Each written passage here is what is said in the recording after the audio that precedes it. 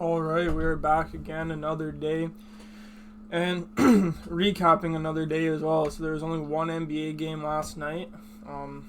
Yeah, honestly, I will quickly pull up the box score here so we can kind of talk about, what had transpired last evening. I usually use NBA.com, but it's just for the sake of easiness. So yeah, the Lakers opened at a minus 12.5 favorite, and they end up losing this game at home. LaMelo Ball went off. And Miles Bridges, holy shit, he hit a couple shots that were just not right. Yeah, so this was did end up being a competitive game, and still, unfortunately, it was a losing affair. Mostly due to the fact that, I'm gonna have to pull this up on NBA.com to do it justice. But yeah, if we look here and look at, where was it?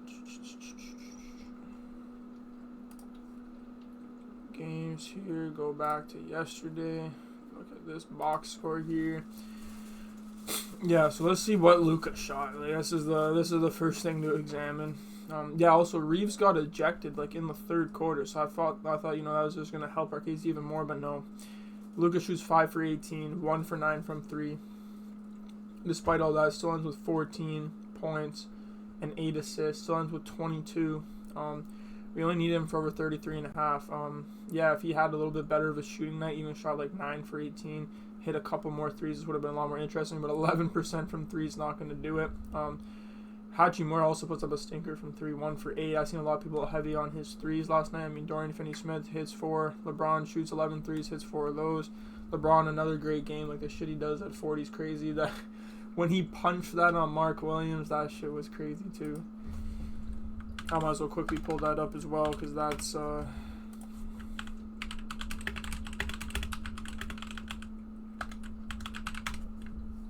this is not right, bro.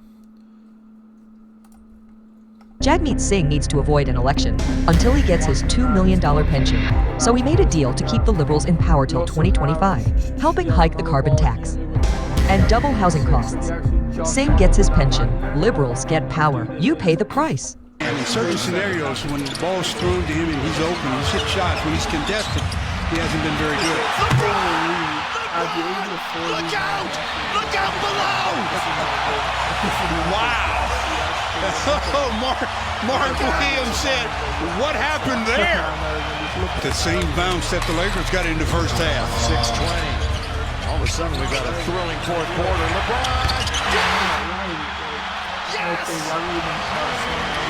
The whole Jordan fan and saying Jordan was the GOAT, but I mean, shit. That's crazy shit that you see out of him. But regardless, so we're going to look at our first bet of the day today. We got Maxey over 31.5 points and assists. Embiid's in the lineup. Paul George, the rest of the guys are here. But ultimately, Maxey's the main guy. He's the only one that bothers to show up every game and, try his hardest. He's coming off of, last time he played was on the 11th, so 9 days of rest before this game. A fresh Tyrese Maxey, I think, is a scary one at that. And if we look at his past 20 games, just absolutely elite consistency out of him. A lot of times soaring over this line. I think that this is a great look for him. He's facing a Boston defense that's 28th in points allowed to opposing guards, so that's what makes this, even more appetizing. In the past 20 games, he's been averaging, pretty much 38 points and assists. So, getting this at 32 I feel is a steal. I know those lines have been impacted just due to the fact that Embiid is back in the rotation, but I don't necessarily think that means that Maxey ends up just getting completely forgotten about. I think it's hard to. Someone who's this elite, cut into the usage that much. I think that there'll be a lot of attention on Embiid, and, the Celtics are well equipped to deal with Embiid and his shit. So I think that, this is a good matchup for Maxey. I think he also could string off a bunch of assists if the 76ers role players are playing well for him. Maybe Paul George hits a couple open threes off of a Maxey pass. That would be great. I do think this is a great spot for him ultimately. When we look at his past 3 games against Boston, he has, shown that he can perform well, and I think especially at home that this will be true. His last time at home, 34.6 assists, and this is against an elite Boston defense. Just they do struggle against these point guards, which is surprising considering their backcourt ultimately. But I think that there'll be a lot of attention on Embiid tonight, And who knows, or maybe even Paul George can hit a couple open shots and, really stretch the floor and give Maxey some more ISO opportunities. But I think that at this line, this is great value for Tyrese Maxey, and they have this at about a B+ matchup grade for him. So all things considered, against this Boston defense, I think this is a good look. I think it should be a pretty high-paced game. Like, if I do check on the old FanDuel right now, I'm pretty sure that the over and under was pretty solid as well for this. Yeah, so the over-under is at 225, so the books definitely do expect this to be a high-scoring game. I also do think 76ers +7 could be a good look as well. Just not necessarily confident enough to put that up as a straight bet, but that definitely is something to consider. I think, 76ers, this is a do-or-die matchup for them. They have to show that they're a serious basketball team before, people get to resting early, ultimately. So we have that there. Next, we're going to get right into maybe one of my favorite bets of the day, Ja Morant. Obviously, we know he's a competitor, and we think that, he probably felt a little bit of a way as far as, how everything transpired with All-Star and everything. Like, he probably sees himself as an All-Star ultimately, right? So to be missing out on that game definitely doesn't sit well with him. I think, we can expect a nice bounce-back game for him, or with Ja Morant facing the Pacers, one of the highest-paced teams in the league. They literally are the damn Pacers. I think this would be a great opportunity for Ja Morant not only to score, against Tyrese Halliburton's questionable defense, with the Indiana Pacers defense being 21st in points allowed in general and 29th in the league with points allowed to opposing point guards. And there's not too many point guards like Ja Morant in the league. 24th in assists allowed to opposing point guards as well.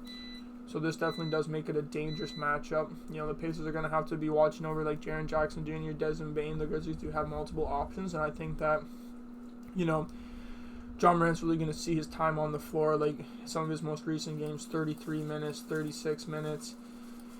They crushed the Raptors, crushed the Spurs. No need for him to be playing more than 30 minutes. But in games where it is relatively close, Morant is going to be seeing this time on the floor. They're not scared to have him out there. And, if the Pacers can put up a good fight at home, I could see this going, being competitive in the fourth quarter and giving Ja Morant all the minutes we need out of him. And when he is, we'll see if the minutes filter wants to cooperate again. No, I don't know what's going on. I'll have to message them about that in the trusty little chat box here after the video. But yeah, it's kind of like my main reason for Ja Morant. I think this is a great look. I know that also Jaren Jackson Jr. has a great matchup in this one, so I think we can look for Ja Morant to be running a lot of high screening rolls with Jaren Jackson Jr., getting him involved, either getting assists or getting open looks off of that action. So I think this is a great bet here. And now we're rolling into, one that I think is somewhat maybe even questionable, but the numbers are there and the odds are there to make this a compelling case. I think the fact that it's at plus money is really what intrigued me for this. We have Jared Allen's double-double. So when we look here, in his last 10 games, he has hit this in 6 of his last 10. When we look at Brooklyn's defense, I think they definitely will struggle to contain Jared Allen. There's a lot of problems to solve as far as facing the Cavs, and I think that Jared Allen is not really going to be like a point of emphasis for the Brooklyn Nets. The fact that this game is in Brooklyn and everything, I think, gives a little bit more of an opportunity for this game to be closer. It's a fresh Brooklyn team. Everyone was kicking it during the All-Star break, so I think this would be a great opportunity, for them to put up at least a fight at the very least. So this is where I think Jared Allen can get his minutes, in a couple of these games that he didn't get the double-double. It's only by 1 rebound here in this matchup. Wow, it's actually close here. He just doesn't end up getting it. There is also Evan Mobley there kind of getting his hands in things, but I think, Jared Allen can prove that he soars over this line. He literally averages a double-double, so I think if you can bet on someone that averages a double-double for plus money, I think that's a great look. So at that point, it's a little bit better odds on a coin flip. It puts the edge in our favor. And, yeah, I think this is definitely worth a unit for sure. No surprise to anybody if this hits ultimately. And he's had a great hit rate on this before. I do not think that Brooklyn Nets defense is equipped to deal with all this from the Cavaliers. I think that, no one's shocked if this is an absolute blowout at the same time. But, I hope that the Nets can keep it close. The line's set at plus 13, but at the same time, the Hornets were at like plus 12.5 yesterday, and they got the job done. Not insinuating that the Nets are going to win by any means, but I think that this is definitely a good opportunity for Jared Allen here. I mean, you have Nick Claxton on you at times, but who knows on who's going to be on Evan Mobley or him or what. So I think that they have a lot to contain, and I don't think that, that the Nets defense is equipped for all this rebounding against the Cavaliers. Are 16th in rebounds allowed to opposing centers, so in the bottom half of the league there. And Jared Allen's a vet. He's consistent, and I think, he could definitely pass this. And now we're looking at James Harden. So this isn't a game where the line is set at pretty much +1, I think, for the Clippers. So the books have this at an extremely competitive matchup, which I think it should be. The Clippers, fully rested. Harden's coming off of his All-Star appearance. And I think that, let me pull up his double-doubles here. So James Harden, 7 double-doubles out of his last 10. He also can get it done with rebounding, so that is one thing to consider. Facing the Bucks here in Milwaukee does make it quite the matchup. I do know Giannis is active here. Wow, even in his last 20, that's a great hit rate at 68%. We're betting on Harden post All-Star break. He should be healthy. He should be well motivated to make this Clippers team look competitive enough. This is a must-compete hard matchup for them. I think, him averaging a double-double, you're getting it at, looks like plus money on BetMGM, a little bit under that on FanDuel. 30th in points allowed to opposing point guards. So, I mean, if anyone can drop some points, it's definitely James Harden. He doesn't necessarily need to always facilitate, like as you can see out of his recent games, coming off of playing 49 minutes against Utah. It's rumored that he told the coach not even to take him out during that game because they needed to go into the All-Star break with a bit of swagger, as he said. And hopefully they're still rolling off the momentum coming off of that win against Utah. You can only be so proud of beating Utah, I think, at this point, ultimately. But, yeah, he's averaging a double-double. He can pop off for 17 assists sometimes. Cody's other games, he just is just shy of this. I can't see this being one of those games where he only has, 7 points facing arguably the worst defense against point guards. It's Dame. Dame's an offensive-minded individual. He's not looking to tire himself too much out on defense. I think this is a great spot for Harden. I think the Clippers are going to be hungry to take this win in Milwaukee. And even if they don't, I feel that it'll be a close and competitive game. I really can't see the Bucks just, dominating the Clippers. But, it's the National Blowout Association for a reason. But nonetheless, we have Harden here on the list. And finally, we have Stephon Castle. Literally just today woke up to seeing that Wemby is not going to be playing for the rest of the season.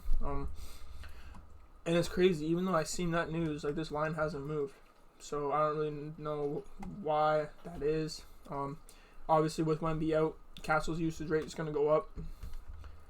And yeah, for him to pass this line, we look at him in his last 20 games, he has crushed his line at 60%. Even in more recency bias, he has hit this in 8 of his last 10. They've been allowing him to shoot 16, 12, 15, 17, roughly 14 shots per game. Almost 50% from the 3-point line here. So that's great. By the time he hits a couple threes, he's already pretty much halfway there. And I think he's going to be getting that many more looks. I would not be shocked for him to be at 20 field goals attempted or higher after tonight's game. They're facing a Phoenix defense of 26 in points allowed to opposing point guards. And, Castle's just going to get all that much more time now that Wemby's out. They're going to need to help that scoring load out some way, somehow. When we look at Castle head-to-head, in his last game against the Suns, he did put up 16, so there's a little bit of comfortability there. And they're at home, which really helps his case. I feel like players like Castle will definitely perform stronger at home, as, a lot of players do end up performing. And yeah, I only have so much time to dig into this, unfortunately, too. I do got to pop over to work and all this, so yeah, we're coming off of a 1-2 night. Absolute hook out of Mark Williams, though. He only had 9 rebounds, and yeah, there was so many rebounds to go around, so it was just a shame. He could have gotten that 10th rebound, multiple opportunities. Luka absolutely shit the bed, like we said, and LaMelo gets it done for us. So today we're definitely hoping for a winning day. I do like all these bets. I think all these bets have potential. And yeah, that's pretty much all for today.